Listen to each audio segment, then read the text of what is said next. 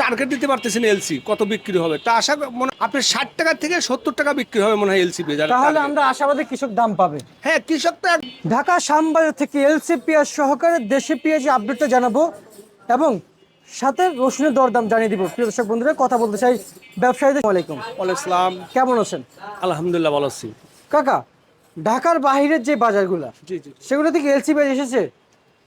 সব জায়গা আমাদের ঢাকা এখনো আসে নাই, সিলেটে গেছে, অন্যান্য জায়গায় যদিও গেছে, অল্প, বেশি না, অল্প। এখন বাজারের অবস্থা তো আমরা এখন মনে করেন পুরো টার্গেট দিতে পারতেছেন এলসি কত বিক্রি হবে, তা আশা মনে 60 টাকা থেকে 70 টাকা বিক্রি হবে মনে হয় এলসি পেঁয়াজ। তাহলে আমরা আশাবাদী কৃষক দাম পাবে। হ্যাঁ, কৃষক তো একবার দাম খারাপ পাচ্ছে না, ব্যাপারীরা পাবে, যারা ইনপুট ব্যাপারীরা পাচ্ছে না, কৃষক পাচ্ছে।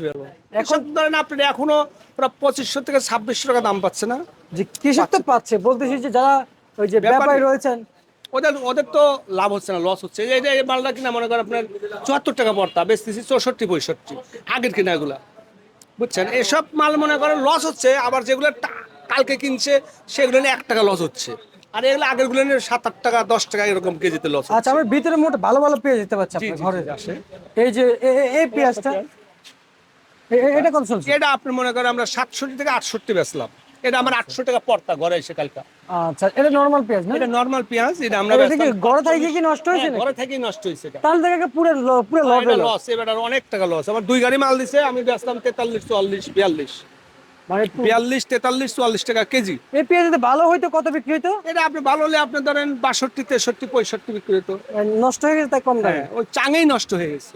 আচ্ছা কাকা, এই পেঁয়াজটা কত বিক্রি চলছে? এটা আপনি সুখসাগর, এটা আমরা বিক্রি করলাম 66 67। 66 67। জি জি, 66। আর আপনার পিছনে একটা পেঁয়াজ দিতে পাচ্ছি, এটা দেখো, এটা আপনার 65 66 এভাবে বিক্রি চলছে। কাকা মোটা পেঁয়াজ, কাকা জি জি, মোটাটা কত চলছে? মোটা পেঁয়াজ কত? এটা আমরা বিক্রি করলাম 67 68। 68। এইসব মাছ কালকে কিনছে, এগুলো লাভ হচ্ছে না। আচ্ছা এগুলো আচ্ছা কিন্তু আচ্ছা, লাভ হচ্ছে না, বুঝতে এগুলো পারছি। কিন্তু লাভ হচ্ছে না। বাজার কি এভাবে থাকবে নাকি সামনে কিছুটা পরিবর্তন হবে? বোঝা যাচ্ছে না এখনো। যদি এলসি চাপ বেশি দেয় তাহলে বাজারটা তো পরিবর্তন হবেই, কমবেই।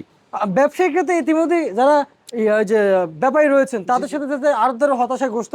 অবশ্যই অবশ্যই, এটা স্বাভাবিক যে বাজার কমে যাবে, এলসি অ্যাভেলেবল এলসি আসলে কমে যাবো।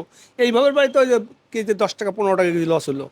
কারণ কাকা আমরা যতটুকু জানি যে আড়তদারের কাছ থেকে কিন্তু ব্যবসায়ীকে কিন্তু খবরটা নেয় অবশ্যই, এবং আড়তে বেচা বিক্রি হলে যে ঘর চলবে। অবশ্যই অবশ্যই। আর কৃষক ব্যাপারীদের বেচা বিক্রি হলে তারা চলতে পারবে, তারা শুনতে পারবে অবশ্যই। কিন্তু সবাই এখন হতাশাগ্রস্ত ভিতরে পড়েছে। সবাই হতাশার ভিতরে আছে আমরা, কখন মানে পর্যাপ্ত পরিমাণে এলসি আসবে, এলসি আসলে পরে মনে করেন পেঁয়াজের বাজারটা একটু কমে যাবে না?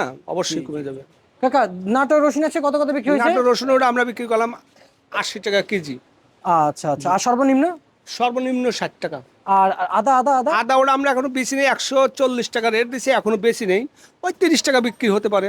আচ্ছা আচ্ছা, 130 বিক্রি। আপনাকে অসংখ্য ধন্যবাদ আজকের সঠিক তথ্যটা জানিয়ে দেওয়ার জন্য।